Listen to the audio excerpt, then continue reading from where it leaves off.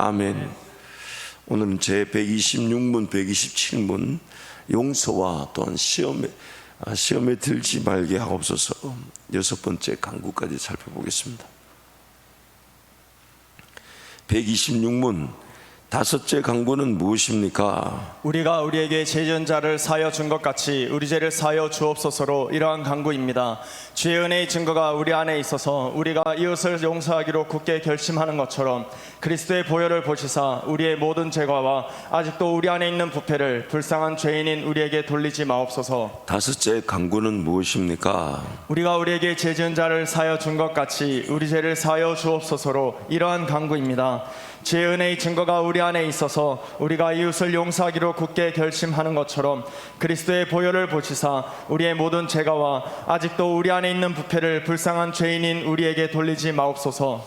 용서에 관한 두 가지 내용을 소개하고 있습니다. 첫 번째는 예수 그리스도를 믿고 하나님의 자녀가 되었기에 어떤 이웃이든 용서해 주고자 하는 것입니다.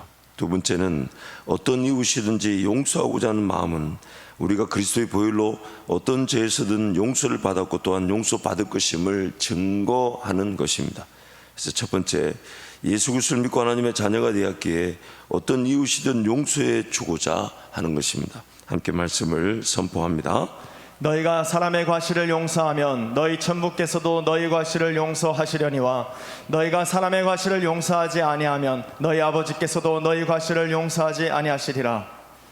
그때 베드로가 나와 가로되 주여 형제가 내게 죄를 범하면 몇 번이나 용서하여 주리이까 7번까지 하오리이까 예수께서 가라사대 내게 이르노니 7번뿐 아니라 70번씩 7번이라도 할지니라. 너희가 각각 중심으로 형제를 용서하지 아니하면 내 천부께서도 너희에게 이와 같이 하시리라. 아멘. 두 번째는 어떤 이웃이든지 용서하고자 하는 마음은 우리가 그리스도의 보혈로 어떤 죄에서든 용서를 받았고 또한 용서받을 것임을 증거하는 것입니다. 우리 함께하는 말씀을 선포합니다. 하나님이여 주의 인자를 쫓아 나를 긍휼히 여기시며 주의 많은 자비를 쫓아 내 죄가를 도말하소서. 주의 종에게 심판을 행치 마소서. 주의 목전에는 의로운 인생이 하나도 없나이다.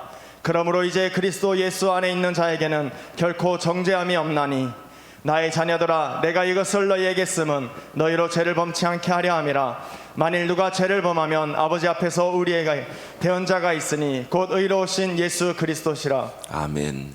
용서함을 받았다. 사실 예수 믿기 이전에는 전혀 몰랐던 은혜입니다.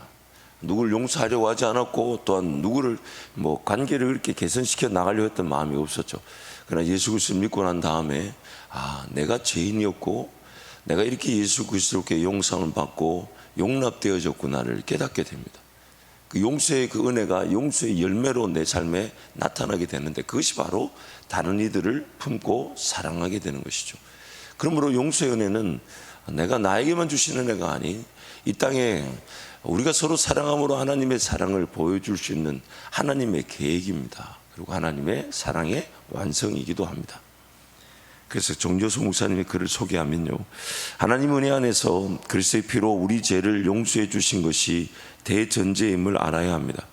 이 대전제에 따라 우리는 우리에게 죄 지은 자를 용서해 줍니다. 그리고 우리는 우리가 베푸는 용서를 통해 하나님의 용서를 다시 확인하며 우리의 범죄와 부패성을 용서해 달라고 기도하게 됩니다. 이게 진짜 결론입니다. 이 순서는요, 하나님께서 그리스도를 통해 우리를 용서하셨고요, 그리고 우리가 이제 다른 사람들을 바라보는 시선이 달라지게 됐다는 거죠. 그 시선이 어떻게 달라지게 된 것이냐, 다른 사람들의 어떤 불편함이나 안타까움이나 심지어 나에게 직접적으로 해를 끼치는 죄까지도 품어주고 인내해 주게 되더라는 겁니다. 근데 그 능력은 예수님께서 나를 용서해 주신 그 용서의 은혜를 체험하지 않으면 불가능하다는 것입니다. 용서가 뭔지도 모르고 살았습니다. 그 어느 날 나의 죄인됨을 깨닫고 예수 그리스도 앞에 엎드리게 되었어요. 그리고 예수 그리스도로 인해서 나라는 죄인이 용납받게 되었지만 만약 그 은혜가 아니었다면 우리는 다른 사람을 그렇게 바라볼 수 있는 시선이나 용서를 구할 수 있는 은혜를 전할 수 없는 자들이라는 것입니다. 그래서 예수 그리스도로 인해 받은 용서의 은혜, 값없이 그저 베풀어 주신 하나님의 전적인 은혜입니다. 용서의 은혜는 값없이 주어졌지만 그 가치는 어떤 것과도 비교될 수 없는 엄청난 비용이 지불된 것입니다. 용서 또한 우리가 받은 구원의 은혜는 값없이 주어질 수밖에 없는 것은 그 누구도 그 값을 지불할 만한 능력이 없었기 때문이지 값이 없지는 않습니다. 가치가 없지는 않습니다. 이 세상 그 어떤 가치보다 예수 그리스도의 생명의 가치가 분명히 지불된 것입니다. 예수 그리스도를 통해 그저 받은 용서의 은혜는 그 깊이와 넓이와 높이 등 가늠할 수 없는 하나님의 위대한 사랑입니다. 하나님의 용서의 은혜를 누리는 사람은 자신의 죄인됨을 철저히 인식하게 되어 영원한 용서의 은혜에 감사하게 됩니다. 용서의 은혜를 누리는 사람은 지극히 그리고 마땅히 어떤 이웃이든지 간에 용서해 주고 품어주는 용서를 지향하게 됩니다. 누군가가 용서되지 않는다면 그것은 내가 받은 용서의 은혜를 아직 잘 모르는 것이며 자기 자신의 죄인됨의 현주소를 망각하고 있는 것입니다. 그래서 그 유명한 비유가 나오잖아요. 10,000달란트 빚진 자, 또 그 100달란트 빚진 자. 이 분명한 가치, 가격 차이를 모르는 것입니다. 그러므로 오늘 하나님의 그 뜻은 나 한 사람의 용서로 끝나는 것이 아니라 내가 용서받아 그 용서받음으로 어떤 누구든지 간에 품어주는 것입니다. 그래서 이렇게 한번 생각하면 좋을 것 같아요. 우리가 품어주지 못할 사람이 없는 이유는 두 가지 전제를 가지고 있어요. 첫 번째는 하나님 나를 용서하셨다는 그 용서의 그 내용, 은혜를 우리가 몰라서는 안 된다는 것과, 두 번째는 그 사람의 어떤 죄와 연약함과 부족함도 분명히 하나님 앞에 용서되어졌을 뿐만 아니라 내 것과 좀 다른 것이지 내가 용서받은 것만큼 용서받을 수 있는 하나님의 은혜의 대상이라는 것입니다. 내 것과 좀 다른 것이지 내가 용서받은 것만큼 하나님께서 용서하신 대상이라는 것입니다. 그래서 누구든지 용서해 줘야 됩니다. 제가 지금도 잊지 못하는 그런 얘기가 있습니다. DTS 훈련을 갔을 때 같은 팀원 안에 계셨던 한 분의 얘기입니다. 자기 가족 중에, 형제 중에 큰 불화가 있어가지고 그래서 형제끼리 서로 안타까운 그런 관계가 깨어진 것이죠. 근데 안타깝게도 그 깨어진 관계 중에 한 분이 갑작스런 일로 세상을 떠나시게 되었답니다. 남겨진 자가 그렇게 얘기하더랍니다. 어디 가서 내가 이제 용서를 구하냐? 어디 가서 내가 지금 용서를 구하냐 이제. 그래서 그때 그분이 그런 얘기를 저한테 하셨어요.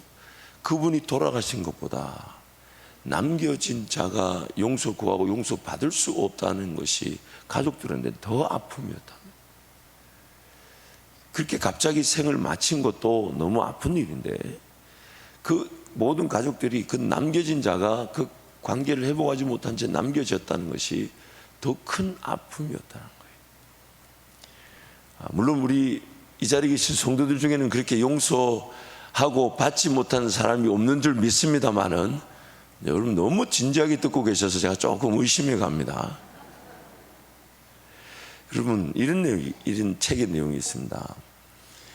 용서하는 에너지보다 미워하는 데 에너지가 더 많이 든다. 이 주옥 같은 얘기를 여러분 들으셨는데 이해가 되십니까? 용서하는 에너지가 훨씬 더 저렴하고 싸고 쉽다는 거예요. 미워하는데 에너지가 훨씬 더 많이 든다는 거예요. 그러니까 차라리 용서해주고 말하라는 겁니다. 그걸 뭘 붙들고 저 인간 저것. 그러니까 여러분 이런 거 참 신기하죠. 미워하는 사람만 유독 눈에 띄입니다. 그리고 그 사람 한 모든 게 다 미울 뿐만 아니라 미우려고 합니다. 오늘 저걸 입고 왔네. 저거 안 어울리게. 여러분 이게 웃음이 나오면 해보셨단 얘기예요. 아유 꼴보기 싫다더만 싫은 짓만 하네. 이러면 그게 다 내가 손해를 보는 거예요. 내가 내 에너지를 까먹는 거예요. 물론 우리가 모든 관계를 다 내 원하는 시간에 내 원하는 때에 다 관계가 좋을 수는 없습니다. 관계라는 것은 그래서 구약의 제사를 보면 모든 제사에도 누룩은 절대 넣어서는 안 됩니다. 하나님께서 모든 제사, 하나님과 우리의 관계 속에서 즉각적으로 순종해야 되며 즉각적으로 헌신해야 되며 즉각적으로 따라야 되는 것이지, 누룩이 빵 안에 있어서 부풀어 올 때까지 기다릴 수 없습니다. 그래서 유월절 어린 양을 먹을 때 무교병, 즉 누룩이 없는 빵을 반드시 먹어야 되는 것은 지금 지팡이를 잡고 허리에 띠를 띠고 급히 먹고 출발해야 되기 때문에 빵이 누룩이 이게 부풀어 올 때까지 기다릴 수가 없는 거예요. 그런데 화목 제사에는 반드시 누룩이 포함됩니다. 왜냐하면 사람 간의 관계, 즉 사람 간의 화목을 위해 하나님 앞에 은혜를 구할 때는 그 누룩 있는 빵을 먹고, 무슨 뜻입니까? 기다려 주라는 거죠. 욕심을 내지 말라는 거죠. 내가 용서했으니까 끝, 너도 내 용서 받아, 이게 안 된다는 거예요. 하나님 때에 하나님께서 반드시 화목하게 하실 것이나, 그러나 여러분 반드시 기억해야 되는 것은 어느 누구든지 간에 용서해 주어야 합니다. 왜냐하면 내가 용서 받았기 때문입니다. 그리고 어느 누구든지 용서해 주게 될 때 그 근거는 뭡니까? 하나님이 나를 용서해 주셨기 때문에. 이 죄인도 용서받았는데 하물며 제가 품지 못하고 사랑하지 못할 사람이 어디 있겠습니까? 제가 더 사랑하겠습니다. 제가 더 섬기겠습니다. 제가 더 안아주겠습니다. 제가 더 용납해 주겠습니다. 누구든지 품어주겠습니다. 왜냐하면 하나님이 나를 품어주셨기 때문입니다. 그래서 지금 이 여리문답에서 강조하는 내용이 무엇이냐면, 하나님 나를 용서해 주셨기 때문에 누구든지 용서함으로써 이제는 하나님, 나에 대한 하나님의 용서가 이제 더 많은 사람들을 품어줄 수 있는 그 은혜의 기회가 되기를 고백하는 겁니다. 그래서 그 고백을 역으로 가는 거죠. 하나님 나를 용서해 주십시오. 그리고 내가 다른 사람을 용서하겠습니다. 이게 아니라 하나님이 나를 용서해 주셨기 때문에 나는 누군가를 용서해 줄 수밖에 없는 사람입니다. 그러므로 하나님 예수 그리스도 안에서 용서함 받은 사람은 누구든지 용서해 주고자 할 때 용서의 은혜는 나에게만 주어지는 것이 아닌, 알고 보니까 우리 모두가 예수 안에서 하나가 되게 하시는 하나님의 은혜가 된다는 것입니다. 그래서 그것을 전제로 그렇게 우리에게 강조하고 있는 것입니다. 그래서 더 나아가 어떤 이웃이든지 품어주고 용서해 줌으로써 자신을 향한 하나님의 용서를 재확인하고 사모하고 누리게 됩니다. 왜냐하면 하나님의 용서가 아니었다면 다른 누군가를 용서해 준다는 것은 불가능하기 때문입니다. 정말 내가 용서함 받았을까? 내가 정말 예수 안에서 구원을 받았을까? 이것은 다른 누군가를 품어주고 사랑해주고 용납해 주는 것으로 확인하면서 이제 이렇게 고백하는 거죠. 그 근거를 가지고 하나님, 제가 저 사람을 받아준 거, 이거 하나님 날 용서해 주신 것이니까 앞으로 나의 죄인됨을 인하여 부족한 것 약함도 하나님께서 용서해 주실 것을 감사합니다. 감사합니다. 너무 멋있는 고백 아닌가요? 너무 멋있는 행복한 은혜 아닌가요? 물론 우리의 용서는 하나님의 자녀이기 때문에 포기하지 못하시는 하나님의 사랑의 결과입니다. 그래서 영원한 사랑은 영원한 용서의 관계를 지향합니다. 그리고 영원한 용서를 기반으로 하고 있죠. 코넬리아 마크라는 분의 완벽주의의 작별을 구하다는 책에 이런 내용이 나옵니다. 자신을 알면 다른 사람을 이해하게 된다. 자기 약점을 알고 실수를 인정하는 사람은 이해하기 힘들고 호감을 갖기 힘든 사람들도 사랑하는 법을 배우게 된다. 반대로 말하면 끊임없이 난과 갈등을 빚고 관계가 삐걱대는 사람은 자신의 불완전한 많은 면들을 아직 모르고 있거나 인정하지 않고 있는 사람이다. 원칙적으로 말해서 그는 자신의 극복되지 못했거나 아직 드러나지 않은 부분들과 계속 싸우고 있는 것이다. 쉽게 말하자면 누군가가 품어지지 않고 용서가 안 되는 것은 아직 자기 자신의 용서함에 대해서 모른다는 겁니다. 아직 자기 자신에 대해서 용서하지 받은 것을 모른다는 얘기죠. 또 자기 자신에 대한 이해도가 떨어지는 겁니다. 예를 들면 이런 겁니다. 아니 저 사람 어떻게 저럴 수 있어? 라고 말하는 것은 내가 그럴 수 있다는 것을 모르는 겁니다. 어떻게 저렇게 할 수 있어? 라고 말하는 것은 내가 그럴 수 있다는 것을 망각하는 것입니다. 참 기도해 줘야 되겠습니다. 기다려 줘야 되겠습니다. 품어줘야 되겠습니다. 하나님 은혜를 간구해 줘야 되겠습니다. 라고 말하는 것은 내가 그런 사람이기 때문입니다. 내가 그런 은혜가 필요한 사람이기 때문에, 내가 하나님께 그렇게 용납되어져야 하기 때문입니다. 여러분 잊지 마세요. 누군가 이상한 행동을 보이거들랑 나도 그럴 수 있다. 그 사람 이상한 게 아니에요. 그 사람은 우리 모두 다 죄인이기 때문에 그게 언제 어떻게 드러날지 모르는 죄인일 뿐이잖아요. 그러므로 항상 나한테 적용하며 그 사람을 위해서 나를 위해 기도하는 겁니다. 하나님, 저 사람을 불쌍히 여겨주시고 또 저도 저럴 수 있습니다. 저도 저럴 수 있습니다. 그래서 여러분 함부로 이런 얘기는 좀 불편한 얘기는 안 했으면 좋겠어요. 저 사람 저렇게 행동할 때마다 이해가 되지 않아 라고 말하는 순간 나도 이해가 되지 않는 겁니다. 나도 이해가 되지 않아. 다른 것이지. 혹은 나에게 일어날 일이 그 사람에게 먼저 일어난 것일 수 있고요, 혹은 그 사람에게 일어나지 않는, 이해되지 않는 게 나에게도 있다는 것입니다. 그래서 예수 그리스도 안에서 용서를 받았다는 것은 그런 내가 용납되어졌다는 것을 다른 누군가에게 적용하는 겁니다. 저 사람도 주님이 죽어 주셨습니다. 저 사람을 위해서도 예수님이 사랑을 보여주셨습니다.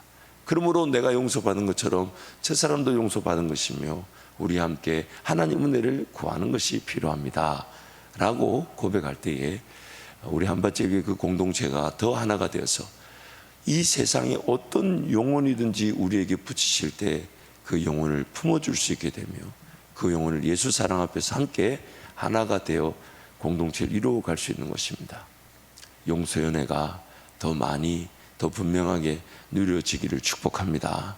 우리 서로 용서하며 안아주고 기다려주고 품어주고 용납해주고 이해해주려고 할 때 우리는 섬겨야 될 영혼들을 더 많이 허락하시는 하나님 은혜를 누리게 될 줄 믿습니다.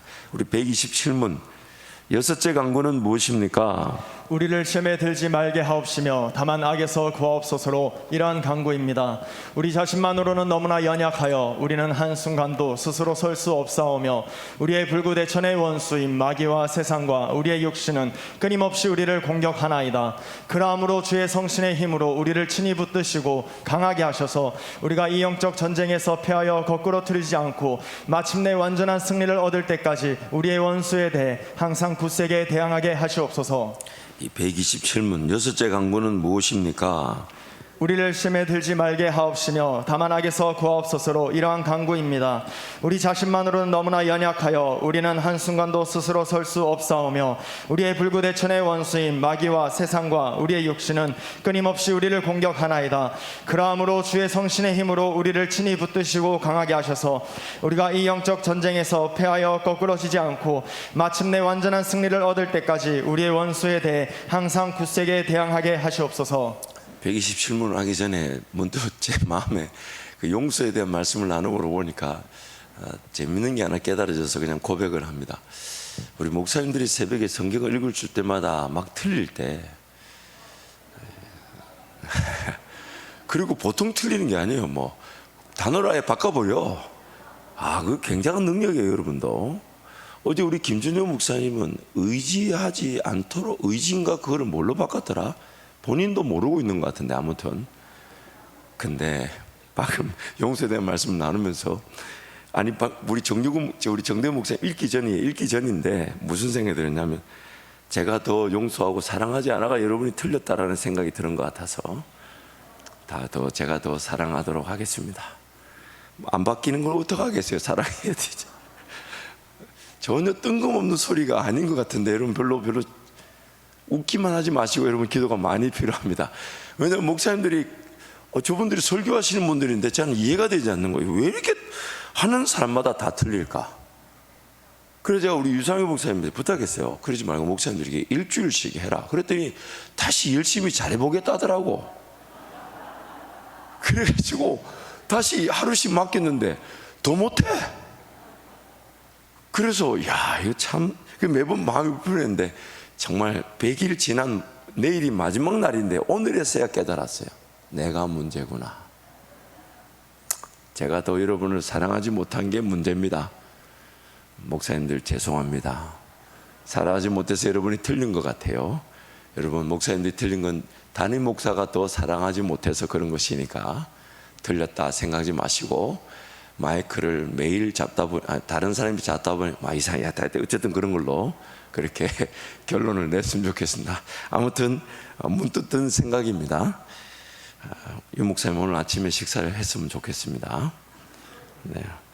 여섯째 강구는 우리를 시험에 들게 하지 마옵시고, 이 부분은 6가지 내용을 우리에게 소개하고 있습니다. 첫 번째는 우리는 너무나 부족하고 연약하여 한순간도 스스로 설 수 없다는 것이죠.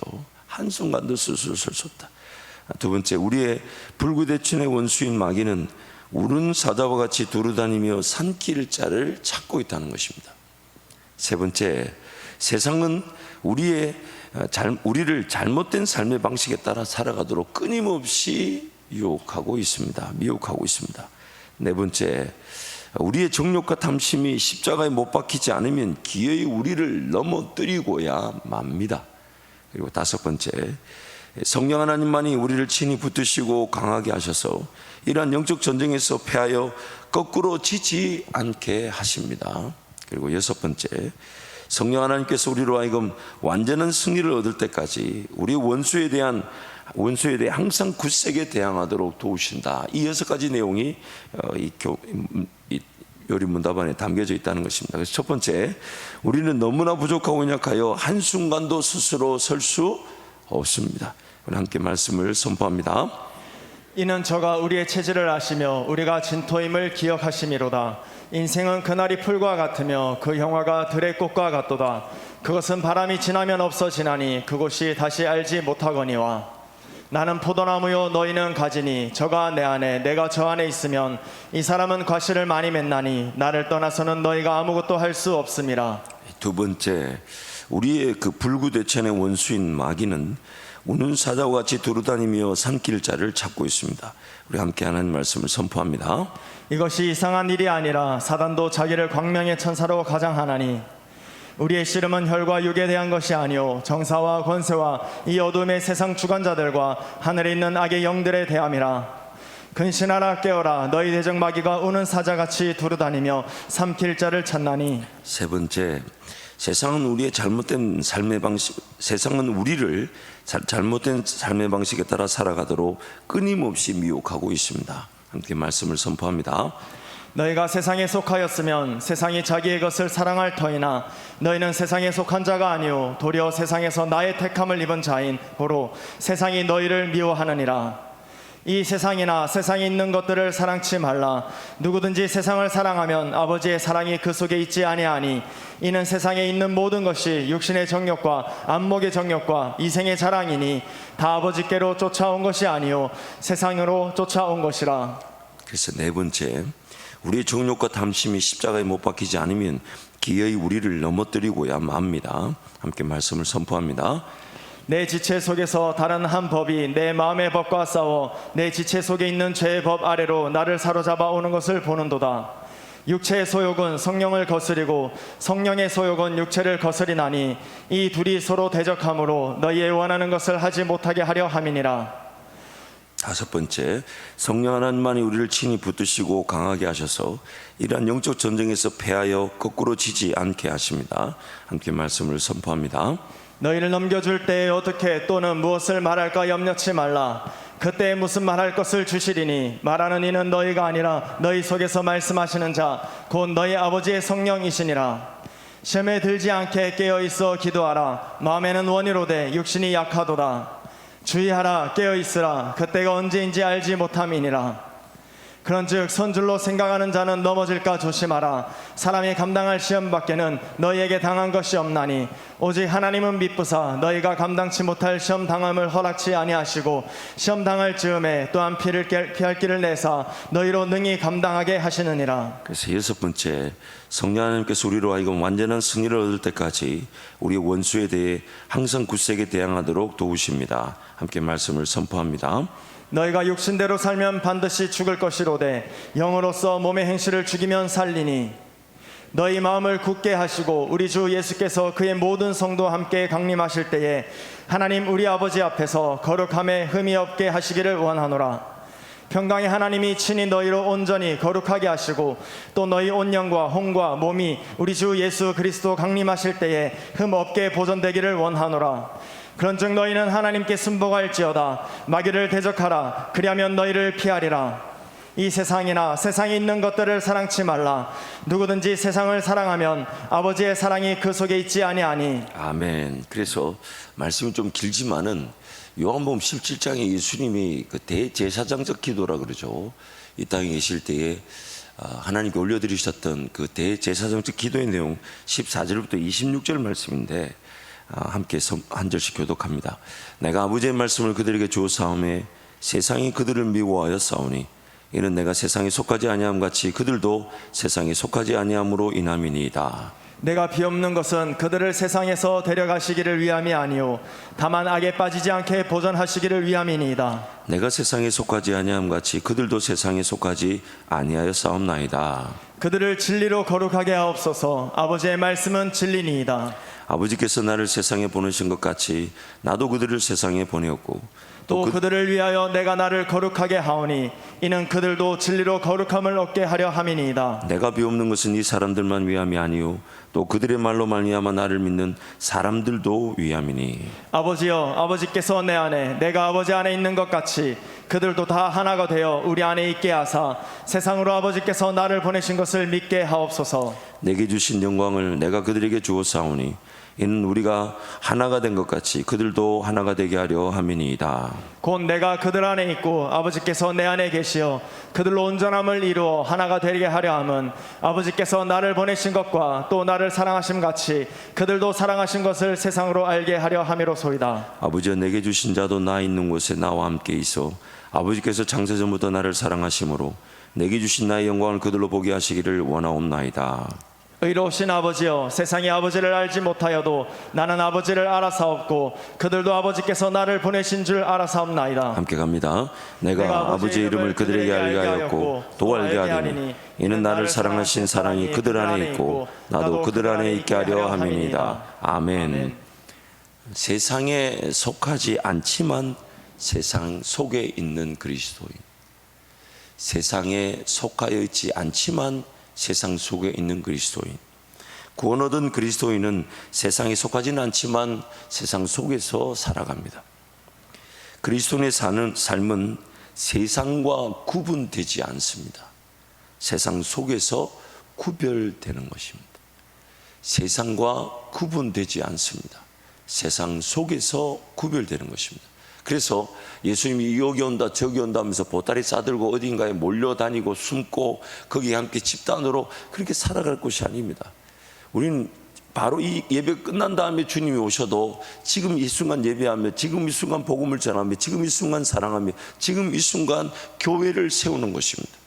그래서 우리의 삶이 끝나는 날이 언제일지 모르나 그날까지 이 세상을 사랑하고 이 세상을 섬기나, 그러나 세상의 삶의 방식과는 구별된 삶의 방식으로 하나님과 동행하는 자들인 것입니다.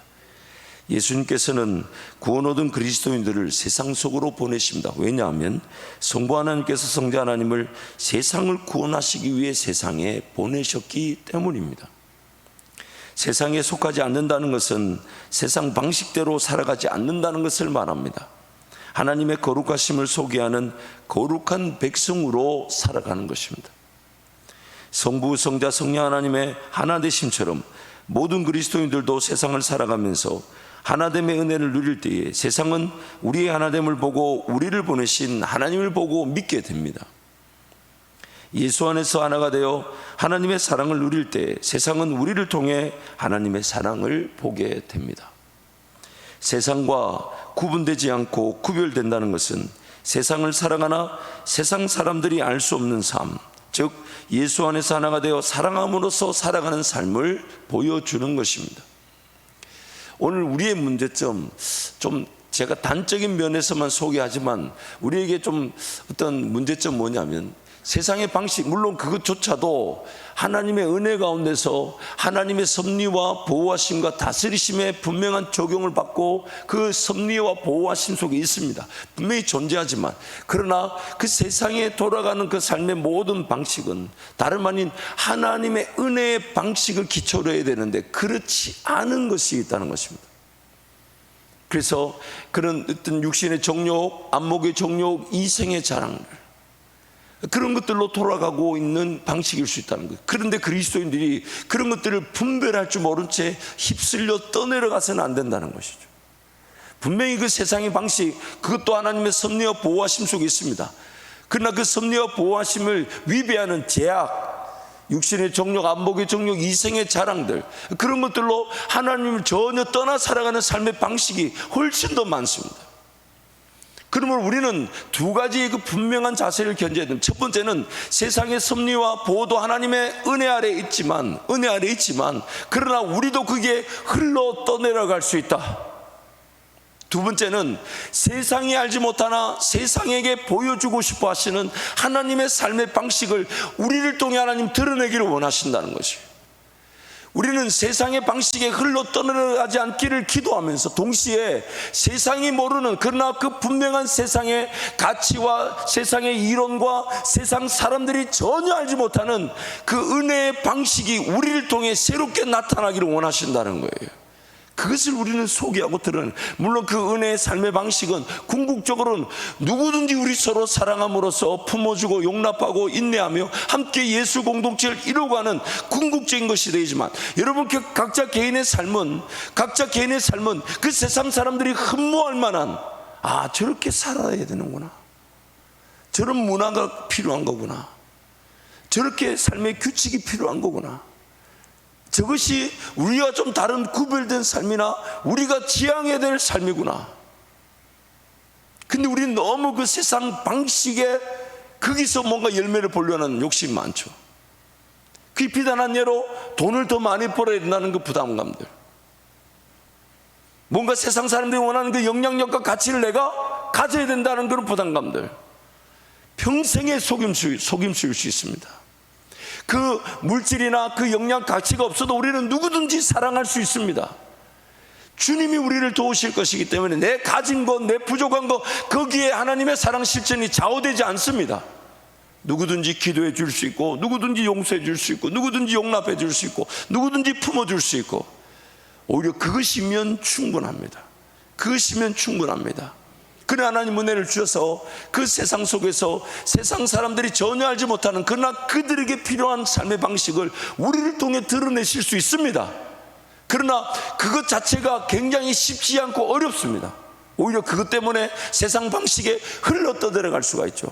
타협해야 되죠, 받아줘야 되죠, 이럴 때는 이렇게 해라, 그럼 그렇게 해야 되는 착각과 그런 범죄가 일어날 수가 있습니다. 그러므로 항상 우리는 뭔가 거절당하더라도, 심지어 내가 잃어버리고, 심지어 내가 손해를 보고, 심지어 내가 좀 덜 벌더라도 주님 안에서 정말 하나님의 구별된 백성의 삶을 지향하며 살아가는 것이 오늘 우리에게 필요한 것입니다. 문제와 어려움, 상처와 아픔이 없는 삶을 추구하기보다는 그 가운데서 하나님의 치유와 치료, 회복과 인도하심을 누릴 때 세상은 우리를 통해 하나님의 사랑을 사모하게 되는 것입니다. 구원 얻은 성도들의 삶의 목적과 방향은 세상을 살아가면서 세상이 줄 수도 맛볼 수도 경험해 볼 수도 없는 하나님의 사랑을 맛보고 소개하는 것입니다. 요한복음 16장 33절 말씀을 함께 선포합니다. 이것을 너희에게 이르는 것은 너희로 내 안에서 평안을 누리게 하려 함이라. 세상에서는 너희가 환난을 당하나 담대하라, 내가 세상을 이겼노라. 문제가 없는 삶, 어려움이 없는 삶, 아픔이 없는 삶, 고통이 없는 삶을 추구하는 것 자체가 잘못된 것입니다. 물론 그것이 없기를 사모하며 기도하는 것 분명히 은혜일 수 있지만 환난이 있습니다. 그러나 주님 말씀하십니다. 담대하라. 여러분, 문제가 없이 은혜를 누리는 거, 그러나 문제가 있는데 은혜를 누리는 거, 굉장한 정도의 차이가 있죠. 물론 그래서 문제를 만들어서 은혜를 누리고자 할 수 없는 게 우리의 영적 형편이지만, 그러나 막상 원하지 않은 문제가 생겼을 때 여러분 기대하십시오. 사모하십시오. 바라십시오. 긴장을 넘어서는 하나님의 평안이 있을 것이며 하나님의 은혜가 무엇인지를 더 분명하고 확실하게 알 수가 있습니다. 그래서 더욱 하나님 앞에 매달리게 되고요, 하나님도 바라보게 되고, 그러므로 앞으로도 우리 삶에 여러분 안정을 추구한다든지 안전이 목표가 안 된다든지 편안이 목표가 될 수가 없습니다. 우리 삶은 오히려 사도 바울은 뭐라고 얘기하냐면 자기 자신을 쳐서 복종시킨다. 즉 어떤 고통과 문제 어려움이 없는 삶이 아니라 그런 것이 없기를 바라는 나 자신을 친다는 거예요. 나를 괴롭힌다는 거예요. 오히려 내가 하나님 앞에 나를 괴롭혀서 깨워서 드릴 수 있다면 그렇게 하겠다는 거예요. 그런데 여러분 그거 아십니까? 내가 나를 고통을, 내 스스로에게 고통을 주는 것이 가장 안전합니다. 나 스스로에게 고통을 주는 것이, 물론 그것이 나의 구원의 기준이 되거나 은혜의 기준이 되지는 않습니다. 그러나 내가 하나님께 기도하기 위해서, 내가 하나님께 예배하기 위해서, 내가 섬기기 위해서, 헌신하기 위해서 나 자신을 치는 것만큼, 나 자신을 괴롭히는 것만큼 그냥 괴롭히는 게 아니고 분명한 목적이 있는 거죠. 즐길 것을 즐기지 않고, 사용할 것을 사용하지 않고, 누릴 것을 누리지 않고, 또한 그냥 내버려둬서 쉬고자 하거나 이런 게 아니라 기도의 자리, 예배의 자리 달려나오고자 하는 그 목적에 따라 나를 괴롭히는 것은 내 삶에 가장 안전합니다. 왜냐하면요, 다른 가족들을 괴롭힘 당하는 것보다 내가 괴롭힘 당하는 게 제일 낫습니다. 그래서 이 새벽에도 나를 괴롭혀서 깨워서 온 거잖아요. 물론 행복하고 기쁘게 깨워서 준비하신 분들도 있겠지만 눈을 뜨자마자 5분만 괴롭힌 거잖아요. 그렇잖아요. 가야 되는데 5분만, 그리고 그 5분은 왜 그렇게 빨리 가는지 몰라요.